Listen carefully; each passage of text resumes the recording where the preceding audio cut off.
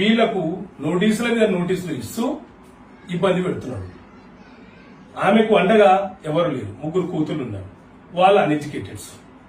ఏం చేస్తుంది, మళ్ళా కోర్టుకి వెళ్లి కోర్టు నుంచి మరొక ఆర్డర్ తీసుకురాపో అని చెప్పి మాట్లాడటము, వేధించడం లాంటివి చేస్తా ఉన్నారు. సో ముఖ్యమంత్రి రేవంత్ రెడ్డి గారు పై స్థాయిలో మీరు నిర్వహణ అనేది, అడ్మినిస్ట్రేషన్ అనేది కరెక్ట్ గా ఉందని మీరు అనుకుంటున్నారేమో.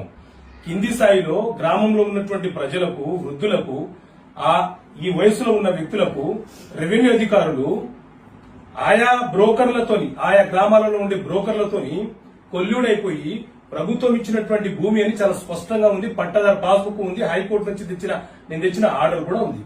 అయినా కూడా ఎంఆర్ఓ గారు ఈ రకంగా కొల్లుడైపోయి, ఆర్ఐ గారు, ముఖ్యంగా శ్రీనివాసరెడ్డి ఆర్ఐ గారు, సో దయచేసి భువనగిరి యాదాద్రి జిల్లా కలెక్టర్ గారు మీ దృష్టి కూడా తీసుకొస్తున్నాను నేను.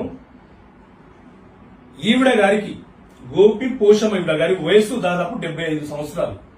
ఈవిడ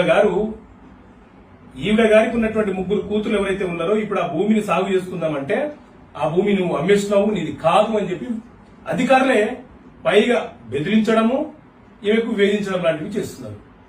చెప్పమ్మా పోషమ్మ. బెదిరిస్తూ ఎవరెవరు బెదిరిస్తున్నారు నీకు? భట్టు రామచంద్రయ్య అప్పు ఇచ్చిన ఆ భూమి నాది, ఈ భూమితో సంబంధం లేదని ఆయన బెదిరిస్తున్నాడు.